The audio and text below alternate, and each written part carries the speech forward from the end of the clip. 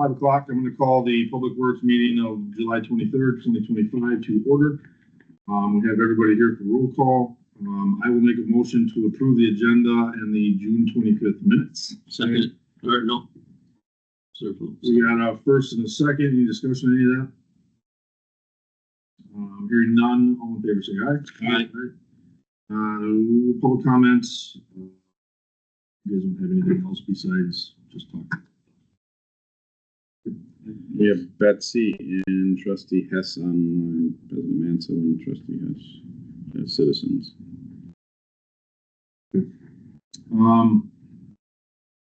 Public or chairperson comments. I suppose you're probably going to talk over Munker in your report. I have nothing, so we will get into the presentation from both Burgers and Waste Management. So it's up to you who wants to go first. Okay, thank you.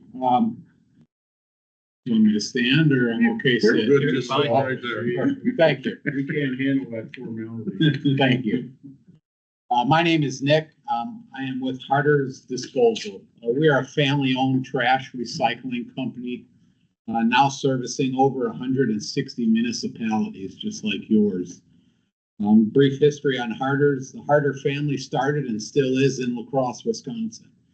Our motto is 4 generations of talking trash. About 16 years ago, part of that 4th generation decided to expand the family operation and settled roots in Wittenberg. They purchased Wittenberg Disposal. They were in bankruptcy at the time. Purchased them and set up ground there. They outgrew that Wittenberg facility, ended up building a new corporate hub in Ringel, Wisconsin, just down from Marathon County landfill.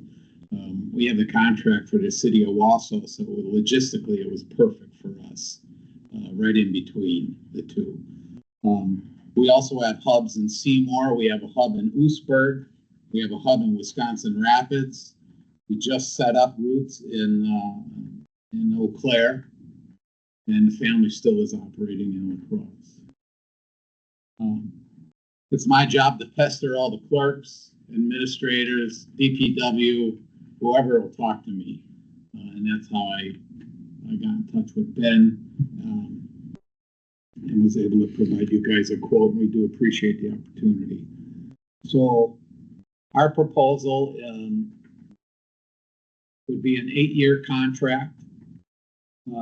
Harder's will supply all brand new 95-gallon carts for trash and recycling. We will pay disposal costs. And I know you guys have a current program of a bulk pickup once a month. We would continue that service. The trash would be collected weekly, recycling collected every other week. And the cost that we're proposing is $16.95 per house per month.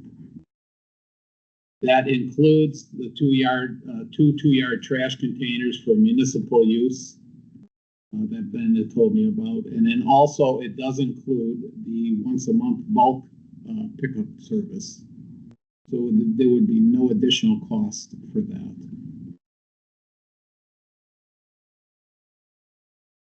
There is the possibility of a fuel surcharge. Our plateau rate is at $4 a gallon.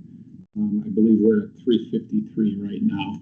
It's based off a monthly average, and you're always a month in arrears. So right now, as a matter of fact, we haven't had a fuel surcharge, I believe, since I want to say it's been about at least a year and a half or so. And then CPI, there is an annual increase, and that's based off of the U.S. Department of labor statistics. We don't set that; the government does.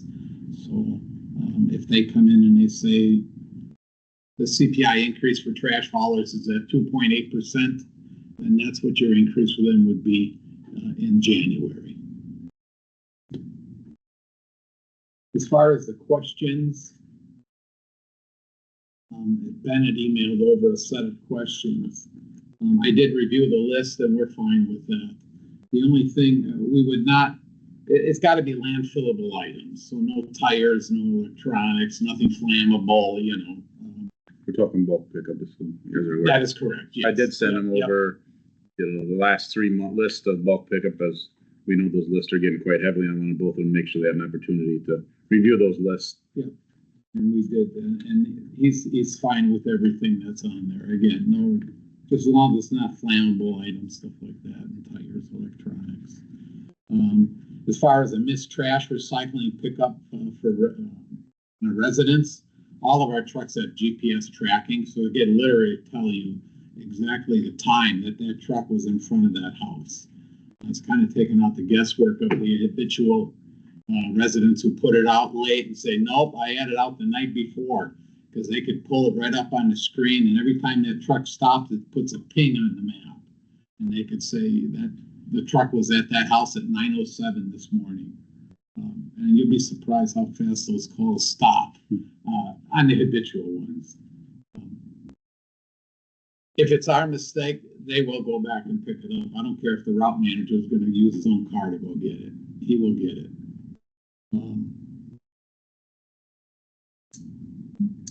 Pickup days, yes. So yeah, you will be, the entire village would be serviced on the same day. As a matter of fact, I asked them if he had a day in mind. Your day would be Wednesday, which is your current day, actually. Yep. So No, just it would be really no change. Fuel surcharge, again, we use a government website for that. I did bring, this is the websites that's utilized. my question on that was, that's based on, both you can answer this, I guess, as you go, but I mean, that's been a month, so all of a sudden, in October, it goes up to 450. Do you guys bill us back a month, and then obviously the next month, say it goes down? How does that? Yeah, so it's always a month in arrears. So if let's say we cross that plateau rate, and then next month you get your bill, it would be reflected on that bill. It's not like we go, oh, now we're going to go back and do it. No, we don't. And I did bring a chart too for because that fuel surcharge, it's 1% for every 10 cents that diesel does go up. CPI increases, again, we don't set that, the government does. So last year, for instance, or for 2025, CPI was 4.3%. Year before that was at 6.5. Now we're talking real crucial, bad inflated times. Year before that, 6.4, and then 4%, 4.4, 3.2 going backwards. On average, and Ted can testify too, it was 2.7, 2.8, 2.9 is the range. But again, we don't set that, the government does. So is that so in our last contract, we got, I think it was, It was set, actually. it was set 25 cents per year per household. Now you're saying that it's a percentage dictated by the government That is correct. on That's the wage increases? So we have had contracts in the past where it was a set 2% each year, 2.5% each year, 3%. And when that contract was up, say it was a 5-year term, especially with these years here that I just recited off, we were so far by year 2 of that contract, we were already behind the 8 ball. Believe it or not, I went to municipalities that their contract was expiring, and I had to go to them to try and sign them up for maybe possibly another 5 years. We had a rate of 48% increase because we were so far behind the 8 ball where they had a 1.5% set CPI. So we don't set anything anymore. What's fair is fair. If that's what the actual increase is, and that's what's passed. How do you make money on that then? I mean, because your You're rate, servicing basically your 8-year rate is going up by that percentage. So whatever your overhead and whatever your revenue that you're creating or getting, it's all the same, isn't it? It's above my pay grade. I'm just being honest. Yeah, it's above my pay grade. When does that CPI yearly number come out? Just because obviously we use that for budget purposes and tax purposes. Yeah, typically, we have municipalities that will call in, like in October, November, as an anticipated, what are we looking at for it's a January 1st is when it would be implemented. Yeah, because we actually put our trash goes on our tax bill, so we would need that information by like November to our budget hearing. So Yeah, and a lot of them do call in.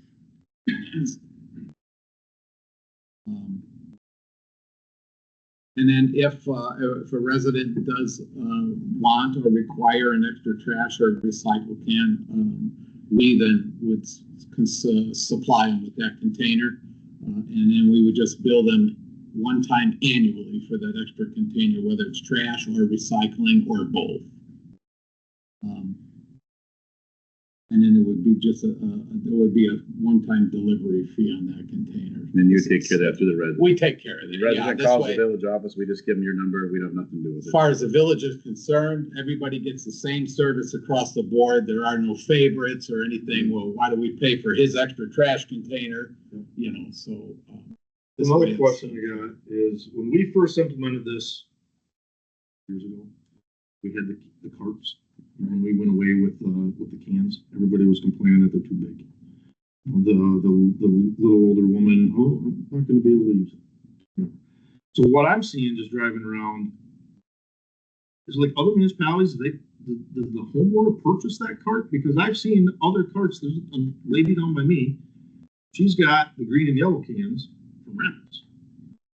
Well, she probably took them when she moved. So they purchase advanced disposal. And so you have advanced disposal majority carts, you know, but if the cart got destroyed and, you know, Tim had to set up another cart, he's not going to throw an advanced disposal cart out. He probably sets them up with a waste management container. And that's probably why you see different ones. Okay. You know, there are some municipalities where they have 5 or 6 different names on the carts because each, you know, advanced disposal used to be bought out every 4 to 5 years. They were turned over, and it would, you know, went from Veolia to Onyx to, you know, you name it. And so, I mean, I didn't see too many coming in. So are we gonna make the homeowners buy the same carts? No, you're not buying it. We own those carts. Yeah, well, we would be doing pretty much a $95,000 investment in your municipality. So when your drivers All are driving the around and they see a different, I think, amount of cart, is that being reported that we can? Well, what would happen is so if we're lucky enough to get the contract, about mid-December, we would have a crew come through here and set up all brand new carts. There'll be an information packet hanging on each set for each resident, kind of an introduction letter to who Harders is, all our contact information. There would be a calendar in there to explain their pickup day. And if they have any questions, they're more than welcome to call us. They would also be instructed not to use that cart until January 1st. So Now, this contract also includes Knuckle Lake across. Knuckle Lake is part of our municipality now, so that's included in your 790. and that's part of your count. Yeah, and that's when I ask you what Oh, yeah. on the other side of the river, I guess we Yeah. call it that you, because right now we do sometimes a different day, so you do. We would all be the same. Everything day. together, I guess. Yeah, it would all be the same day. And then there would be a designated day, like you have right now, as far as that bulk item pickup. He didn't want to commit to anything at this point on that, but it would be whether it's the third Monday of the month or, you know, third Thursday, what have you. It would be something that would be on that calendar as well. I got a question, I guess. Do you guys dump here in Rapids then? Yes, we dump at Waste Management. And recycles too? Recycling and go to Adams County. Okay.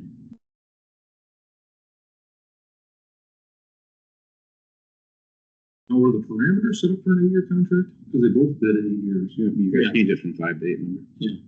Committee asked me to change it. Oh, We had it at 5 and the committee asked me to change it. Alrighty. Do you have anything else? I do not. Does anybody else have any questions or anything? Now, the expectation is we're just listening right now, and then we'll have discussion and then possible motion next meeting, right? Okay. And then this would all start January 1, correct? Correct.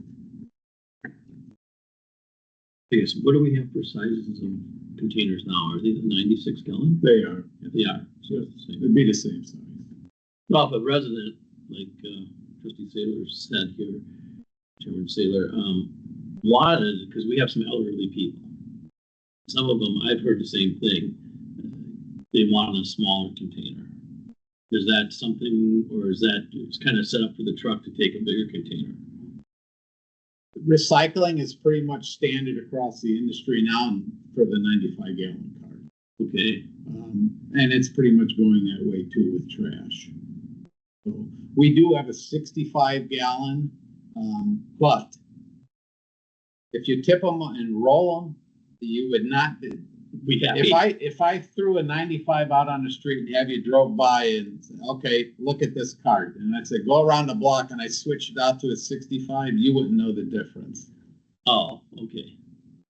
Well, I think the discussion that we had back in the day, because that was a big thing with the size of the carts and whatever, was if the people that wanted the smaller cart moved, then we would have to swap out that container, or vice versa. You know, they had a bigger one, now they want to, and then it's just an admin. It screws up the works as well. We just keep it the same as last. You'd be surprised for people that went, if they went to a smaller one, they would be overflowing it. They're probably complaining that it's smaller. At one point, they used to make a 35 gallon, and they fell in the truck all the time. They slip out of the arm. Yeah, they're tiny. I mean, they're only like that's, you know. My mother-in-law is 92 years old and she gets out to the curb by her son-in-law's. Sure. You know, Well, I have a real long driveway, and when our son was much younger and still lived at home, I had asked him to take the garbage cans out. I got 400-foot driveway, gravel, yeah. And I tip them, and they fit right on a ball hitch, basically. And you could drive it down, and I've done that. If it's really heavy, that's what I would do. Well, and he had just gotten his license, and I said, go ahead, you know. He said, Dad, can I take the can? I said, oh yeah, by all means, go ahead. Well, I didn't know those cans can do 35 miles an hour. And those plastic wheels were virtually smoking. I said, no, you don't do the garbage anymore. Yeah, it's easy too. I do that for my son-in-law once in a while over in Rapids. He goes up the hill, and my grandson, I tell him now you put the lid of the recycle one in the garbage, you know, or vice versa, and then the garbage one is closed, you know. And then he sits in the back of the pickup truck and holds them, and up they go, you know. So. I guess I just have one further thing for you. Yes, It's just my curiosity. So you take the waste to waste management, but the recycles down to Adams County. Sure. I'm just curious why. I guess is it just a contract thing, or? Well, so they're very fair on the trash in Wisconsin Rapids, but they are not very fair with recycling. Okay, thank you. Yeah, I mean, although Tim and I get along well, right? And it's nothing to do with Tim. But if I told you the rate they wanted to charge us to tip recycling over there, you would not believe me.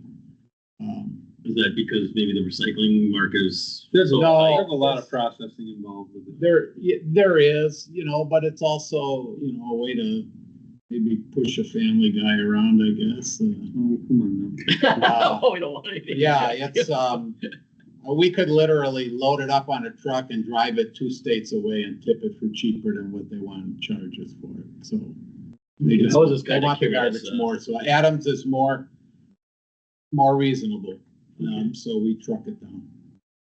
Okay, I was just kind of curious. So. Thank you. Great, thank you. Thank you. Now we'll move on to Tim. All right. Yeah, thank you for having us come here to speak on trash and recycling. I definitely appreciate the opportunity to strengthen our existing business relationship. And believe it or not, WM was a family-owned operation back in 1968. and experienced significant growth shortly thereafter. And then we've grown to the point where we have locations in every state in the country. So what that does, it gives us a larger sample size to work from to identify needs, opportunities, trends in the market. And locally here, the local site is exactly that. A local company with the resources of a nationwide organization backing them. So we have the service infrastructure, high service levels where safety is prominent with our drivers. The technology, one of the questions you had, Ben, was about the cameras. The smart truck system, and we call it Third Eye, where they can identify, they take pictures before, during, and after. And believe it or not, our drivers have caught, they've seen something that didn't look right when they dumped, and look at it, and sure enough, there's maybe a lithium battery in there we've had before, which will start a fire. A gas can has been in there, and it's very identifiable when he's looking in the camera and dumping. So that's some pretty great technology. And sustainability practices. We own our own landfills, like we talked earlier, and our MRFs, material recovery facility. That's for the recycling. And we've just recently upgraded the MRF in Germantown and the one in St. Paul. So they have optical sorters. When it's on the floor of the MRF, it's just a sea of recycled material, because we do not want it bagged, and it's single stream recycling where everybody just dumps it all in there. You know how you put it in. But picture that spread out on the floor, and a bucket end loader dumps it on the tray, and it goes through a visual sort. Then it starts to go down through conveyor after conveyor. I took a tour, and I have a video I could share with you if you're interested. By the time we got halfway through the tour, it was all plastic bottles on that, all white paper on that, cardboard on that conveyor. It's just amazing what they do for separation. That upgrade was pretty significant. And that's just reinvesting back into the process. Because at the end of the day, our residue, the recycled material, there's some that cannot be recycled that ends up going into the landfill. We were able to reduce that from 15% down to single digits. So we're capturing more, keeping more out of the landfills. We also have tracker programs, lamp tracker, battery tracker, mercury tracker, and it's just a way of just giving an opportunity to dispose of items properly. And that, I don't know how many bulbs the Public Works goes through, but that's another program that could be an advantage. And the last thing I wanted to mention about the new programs is hazardous waste material is on our horizon. We've got a program that we're going to have bags that can be shipped directly to a resident if they're cleaning out a house. For whatever reason, if something were to happen, someone passes away and you got to clean up the house, hazardous material goes into the bag, and we have a designated route that can come by and pick that up. That's one-on-one with the resident. That's a pretty great program, and I'm very forward thinking of WM. But looking at the bid, I put together a bid that I feel like gives you the best fit for continued great service without a disruption of changing haulers and changing carts. We've got the price for 96-gallon trash and 96-gallon recycling at $16.89. That includes the 2 dumpsters for the village use. That includes the curbside bulk pickup. And I want to talk more about that in just a little bit. Nepco Lake will be on the same day. I didn't work that out with our district manager. Just going to change some routing around, and they'll be collected on Wednesday as well. We do have the $4 fuel table. Ours goes up at a different rate from 4 to 424 is a 2% increase. 425 to 449 is a 4%. 450 to 475 is just goes up one more, 5%. And then every quarter above that, it just goes up 1%. I believe that's in my proposal there for it. The annual price increase, ours is tied to, and it is the Bureau of Labor Statistics, but water, sewer, and trash more closely defines our industry instead of the general consumer price index. Water, sewer, and trash index was in the 4% area. Got close to 5, but it does take effect on the anniversary date of January 1st. And your question earlier about budgeting, when you start to get close to that end of the year, those numbers tend to trend pretty accurately. So you're going to be pretty close to where it's at in October, November, December. Is going to be pretty close to where it ends for the year. I just have one thing, Tim. Yes. I mean, since we're here, on the contract here on page 6, it says WM will continue curbside collection of bulk items at $30 per item through 2026 calendar year. And then on the bottom it says residents have to choose to dispose of outside 2 free events each year for bulk items, and then they can come to the landfill at a discounted rate of $10 per item. So is that, I guess I'm a little confused, is that the resident can throw out 2 things a year for bulk item and then have to take it to the landfill for a discounted rate of 10? No. Or is the top part, it says $30 per year? I guess I'm a little confused. No, the top portion there for the bulk items is at $30 per item, billed to the resident, right? Okay. And then down below, if they did not want curbside pickup, they have the ability to take it directly to the landfill. Oh. Cranberry Creek for a discounted rate, Okay. $10. If they're a resident of the village. Okay. So if they want curbside pickup for bulk items, it's $30 per item. Right. Okay. Thank you. Yeah, absolutely. Good question. Additional carts billed directly to the residents. It's such a small fee that it's best to do that annually. Regarding the cleanups that I talked about in bullet point 2, as an industry, more and more it's moving to the spring and fall cleanup event. Just the labor involved, 2 guys, the truck.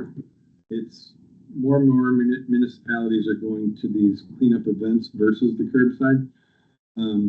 I strongly encourage you to take a look at that, because you can really incorporate some community involvement with that. We've had some that had, like the Lions Club, get involved, and they'd be down on the end and collect any medical equipment we had one that did it over in Africa, food drives. We actually partnered with Stericycle and have the ability to do a shredding event, paper shredding event. And these are all ideas that you can incorporate and do a community event twice a year. That's the reason I bring it up, and that's the reason a lot of municipalities are moving away from curbside. That and the fact that you have items sitting out on your curtain in the village. So, not to say we wouldn't do it. Obviously, I did put it in the proposal, but that's just a nice touch, I think. And we've had a great business relationship and really good communication if something comes up. Missed pickups are collected the following day, and if we don't have the third eye camera to identify a situation where a cart wasn't out, we still end up coming back and trying to make it right with the resident. But I would sing the same song that Nick said about the cart size. That 96 is easily moved by children and elderly. I guess I just have one more question for you, Tim, is So some of the carts, because we've had you guys for 5+ years, I believe, and if some of the carts are starting to get a little, wheels are starting wobble or something, do you guys replace those carts for no expense? Yes. Okay. Yeah, cart maintenance is all on us, and I would go so far, if we're able to continue our business relationship, if you have a list or if someone has any that they want replaced, we'll do it. I actually just met with a gentleman who supplies our containers to us, and we can take care of that. Okay, thank you. I do have a question, but I don't want you to take it the wrong way.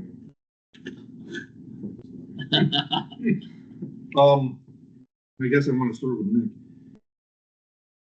How many, I see a lot of words that start with B at a glance, as far as your assets and your revenue. As far as hoarders, what are your, you can or can't say whatever, as far as assets and revenue for the year? The only reason I say that is because maybe I'm thinking about this different, but waste management is huge. Are they, sports stadium somewhere, waste management, something. There's $22 billion in revenue. All this stuff, like I said, preface it, don't take it the wrong way, but you're only 6 cents cheaper than herders. So having that worldwide, nationwide footprint, and already having the carts and the containers out there, that's not an added expense. And maybe you can or can't answer, but why are the prices only 6 cents cheaper when you guys are a bigger company? Well, we don't own any stadiums, but we do partner with a lot of sports teams to try to capture, there again, recycling at the stadiums. For the pricing model, that billions of dollars that you say that you're referring to with waste management is made up of Village of Port Edwards, the Village of every community around the country. So that's when I talked about it being a family company back in '68 that experienced significant growth. That those billions of dollars are comprised of every small city, town, and village in the country. You caught it, Eric. The cart cost alone is $2.30 per house. Piece for Total times for two? both carts. Yeah. So technically, they're not giving you any deals. Well, you're constantly replacing, you're constantly maintaining. So, and like I said, if you have any that are in need of repair, it's. I just, I was on the board when we first did this contract way back that, 10 years ago or whatever the time was. And, the pricing model was different back then. I think it started at $8 or $9 and went up 25 cents. And I've seen the investment back into the equipment, the truck that Chris Hayes driving around. I mean, that thing looks like a spaceship compared to how when we first started on that contract. Right. So I see the investment going back in there. It's just crazy, and how you guys, and maybe there's a computer model or something. You guys type in how many people and whatever, but to be that close in price without potentially or possibly knowing what you guys were each gonna to bid on. I was just looking at some of the numbers and stuff, thinking that maybe waste management would be a little bit cheaper. Those are all conversations that we can have later. Does anybody else have any questions or anything? Well, I guess just one other question, I guess, for Nick. I mean, how is your equipment? Is it newer equipment? They rotate trucks in and out annually. We have over 100 trucks in our fleet just for residential use alone, not to mention roll-offs and front-load commercial container trucks also. Thank you. If I could, your point about our fleet, that was just upgraded. They upgraded every truck in the Wisconsin Rapids fleet to the newer side load trucks to try to eliminate any hydraulic fluid or leaking in the municipality. No, the trucks look good. Are you guys side load or front load? It's all side load for residential.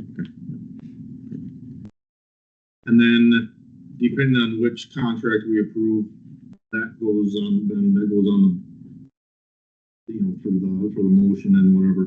And then that gets approved and that'd be part of the budget discussions in November. Yeah, our garbage, trash, and recycling gets billed directly on your tax. It's not part of our budget. It's a separate line item. The truck that would do the bulky is a rear load truck. And I think the only other, and I didn't put on there now, is there any, just because I'm going to go back with and have our clerk will break all this down and write it down in our budget summary for the committees to look at next month. Is there any extra government tippage fees or anything else we're missing? If we use these numbers, both you guys, the 16, whatever, for both of you guys, straight up, there's no other fees. No, for hazardous, and then obviously All that goes on. The only extra would or could be that fuel surcharge, and again, there is not one currently. just want to make sure that there's not any hidden fees or anything. And waste management's using CPI, CPI model also, right? And the guys are, the increases will be the same. And my last question before I'm done is, again, I sent you guys the bulk list. I mean, we're both aware. I mean, he's doing the bulk pickup and you're aware of the bulk pickup, the items, the mattresses, the couch, I mean, everything that was on there. There's no concerns about picking that stuff up. I just want to make sure. You just said no electronics, no tires, no Freon, no gasoline, flammable gasoline engines, Well, currently the family has to, or the household has to, well, you or Kim. Yep, and then that's the So list. then they explain what they're trying to get rid of, right? Correct, So yep. then Kim can cut that off and say, no, we're not getting rid of your. Yep. And then on the list that she sends, she always sends it out the Friday before, so if there's something that you don't like, you reject it. She puts, 241 Alexander with what the item is, so that if it's something. I mean, I guess I just want to make So sure you it's guys do covered. too right now, is that they get a list, and if you don't like it, you say no. Right, and we did have a couple that the other day that they said they had a couch and a chair, and it was a couch and a chair and a love seat. The whole living room. But we got everything taken care of. The one thing I did want to bring up is that cleanup event is included in the $16. There would be no additional charge over and above that. I like the idea of that, just because I think over by Howe School, that church that they've since torn down in Rapids, they had like some kind of event, something like that, and everybody brought 10 TVs and all this Oh other my crap. gosh, I guess it was It crazy. was a mess. So if we were to go down that road, we need to have the communication out to the residents soon enough on what is accepted and what's not accepted, because family A is gonna come down with their 32-inch Sony Trinitron, and he ain't taking it home, he's just gonna set it and bail. So that's what we see. That's the problem with the big events too, like that, is you end up with grandma lives down in Milwaukee. But the kids live here, and guess what? We're gonna be down by you next weekend, grandma, and the event is let's bring that couch back, Yeah, it's hard to police that, but As long as we can differentiate on the items that are gonna be accepted. Yeah. And then Ben can sit out there. but like I said, the 2 events twice a year are included in that price. Or you have the free sign by a piano on Third Street. The piano's on Broadway. You guys know Free. Can sit out in the rain for a while. Our bulky items are included, there's no $30 fee either. Alrighty, last chance. Anybody got any questions? You guys have anything else you guys wanna say? appreciate the opportunity. Thank you. I'm not trying to pit Come on. one against the other, but. No, No, we're not trying to do that at all. hey, in here it's business. Right. Out there, it's. And I will email both you guys over tonight, all the proposals, so you have them in front of you. Appreciate it. I got a meeting at 6, so between 7 and 8, I'll get you guys those tonight. So All right, when's the next meeting then? we'll set it later tonight, and I can send it over. It'll be Yeah. in August. Normally it's the fourth. More than likely, it's going Wednesday. to be at 5 o'clock on August 27th, Wednesday, the fourth Wednesday. If it's okay, Mr. Chairman. And the quotes don't have an expiration date. I mean, No, The, no. the idea is it's gonna be January 1 that we're. Yeah, no, that's pretty much the. Then the committee will make choose, whoever they choose, and then go on to the village, or to the village board for their meeting in September. Sure. Gotcha. Okay, thanks a lot for both of you guys coming. Thank you. Thank you very much. Yeah, thank you. If we have any other questions, we'll go through Ben and you can reach out. Please. Perfect. Thank you very much. If I may. Thank you. Thank you. You good with my contact info on the proposal? Yeah, I got it. You're in my phone. You can't get away that easy, right? Thanks, Tim. Yeah, Thank you, sir. Thanks a lot, you bet. Thanks for laughing at my wife joke. Okay, so now we got discussion and possible motion to approve the professional service agreement with MSA Professional Services for $3,000 for CDBG income survey on Second Street. Good. So last month, Jennifer from MSA was here, presented, the committee an outline of CDBG grant application form, and survey, which would be on Second Street, starting here at Latender Avenue, going up to Bovine. That'd be all those residents on there.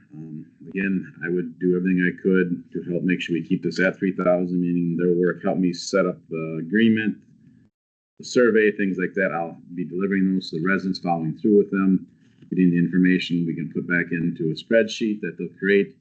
And with that spreadsheet, if everything is acceptable, then that would be sent over to DOR for the application. The only thing that there is, depending, the application is due next February. The application fee is not quite set yet. There would be an application fee after the survey was done. So if the survey is done and we have the right information to pass, then there would be an application form that would be due next February. Again, this is a 1-to-1 match, basically at $1 million if we can get this grant. Yeah, so Lon wasn't here last week, or last month, right? I think I was, and I heard it. Trustee Zerfel was not here. Zerflu wasn't here. Do you have any questions on that CDBG? Nope. The only thing I have is that's just the survey goes out to those people that. I think there's 10 addresses or something, right? Correct me if I'm second, yep. To see if we qualify, put it, so being the $3,000 is just for them to do it. Correct. And then if we qualify, if we don't qualify, then we'll look at other measures. The Second Street from VB to Edwards? No, this would be from basically Wisconsin River, or Latender Avenue to Levine. Everything behind us is already part of the TIF project. My understanding was the person that came from MSA, we had a very good chance of getting it. But you never know. You don't say that. Yeah, you always say that. You're not gonna get a lot of business if you say, oh. Yeah. I'll make the motion. We got a first, second, we got a first and a second. The motion is to approve the professional service agreement with MSA Professional Service for $3,000 for the CDBG, Jesus, income survey assistant for the Second Street Road project. Those funds are coming out of the administrator line. So we got a first and second. Any other discussion on that? And I just want to remind everybody, this is for a 2027 project. So we're in the planning stages. So hearing none, all in favor, say aye. Aye. Opposed, that carries. Number 9. Some of the be. So things have been busy out there. Last week, Tuesday, Bunker from Brentwood to Fish Street got milled. And this is a project we work partnership with Wood County. The mill was in town. They were doing a project out, I believe, on Highway T or somewhere. So the mill was in town to help on transportation and things. They came and they milled that road. Tomorrow, they're supposed to come in and be milling with a hand mill around the manholes and catch basins and water shutoffs. Then there's about a week's worth of work. The village has got some rebuilding to do. Once they get them ground down, the county's got some cleanup work to do. I did talk to Brandon this morning from Wood County. We are tentatively on the schedule for the week of August 4th. Hoping Monday or Tuesday is their tentative plan. So the goal is next week to get it prepped and ready, and the following week blacktop. Again, I have no control. The best I can, I keep getting after them and having them stay on schedule the best we can. So that is of a bunker project. So the only question I have on that is the Ripple Creek tube gonna be fixed prior to the paving? Any other projects that need to be done on that road need to be done prior to the paving? So the Ripple Creek, if you drove by last week, village crew replaced the riprap and all the rocking and extended the tubes up for the line. The lining itself, due to permitting everything, will not be done till late August. But that just comes in with basically a trailer.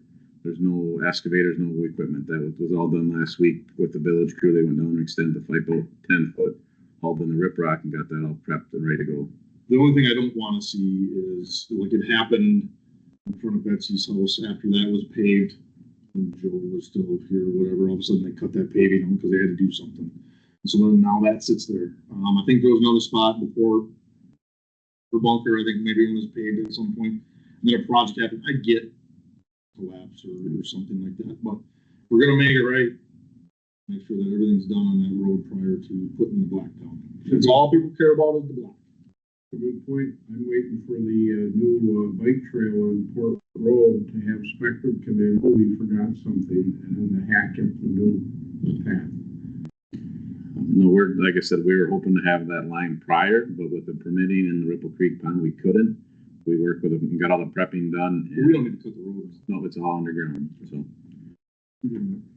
So like I said, that's on schedule to hopefully be done early August, and then I've got the painters scheduled for middle of August to get those lines back on. Well, another question to that before you go. Bike path. Yep. How are when the painters come in, how are they gonna line them? We had discussion because Ripple Creek is 145 feet wide. You know, is the bike path gonna be striped down for bunker? And then are we keeping parking off of that, or are we not discussing that yet? We can discuss that now, and I can bring that in. I don't have that information. We really didn't. Right now, obviously the white lines go all the way from Port Road to Brentwood, the white lines. So if we were going to change everything, we'd have to go back and change the lines from Port Road. You're talking the no parking. You're talking creating no parking under bunker. And making that the bike path, so you can't park on your curb. It's all Do like they people on that do on side. First Street up by the airport.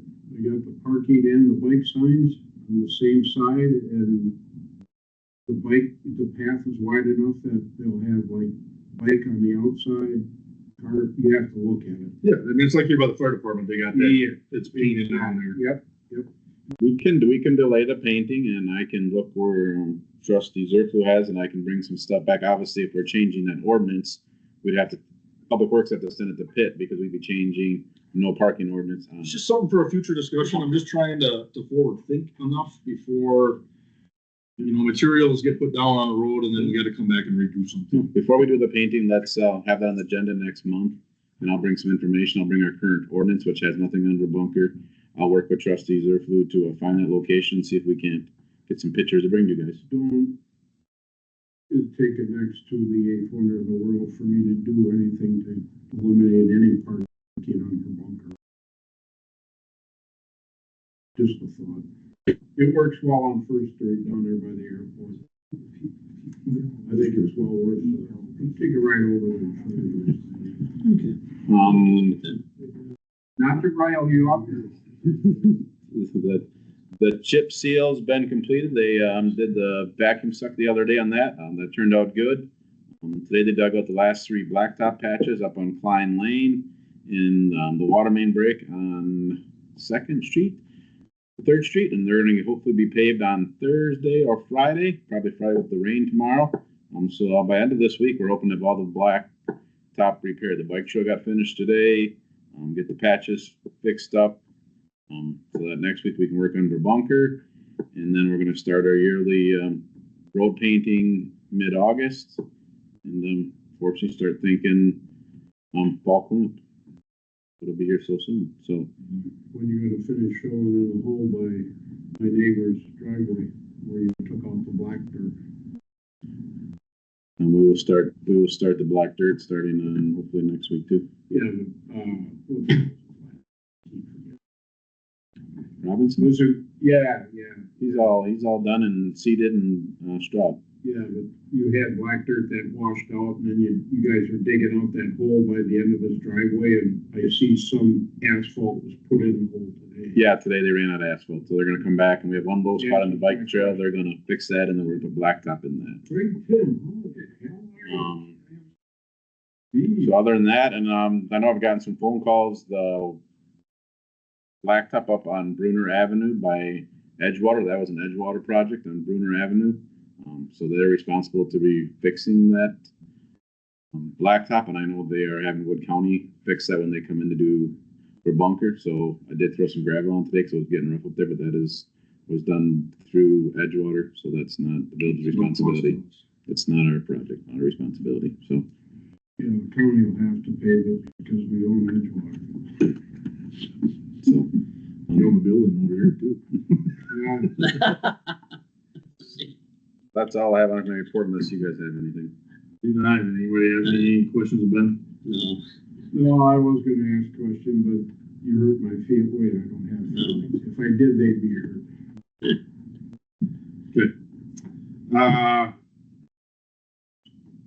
Some of your summer workers at Subway today, he was pretty dirty, so it looks like you're keeping those guys busy. Yeah, it's been a busy year. Maybe it took on a little more than we could, but we're seeing the light at the tunnel. So I guess everybody's done a great job. Even today was warm and they were out there working, so appreciate them. Well, thank you to you and your crew, summer and full-time crew. You guys doing a great job, so keep it up. Anybody have any old business? Anybody got any new business? I have not received any correspondence this month.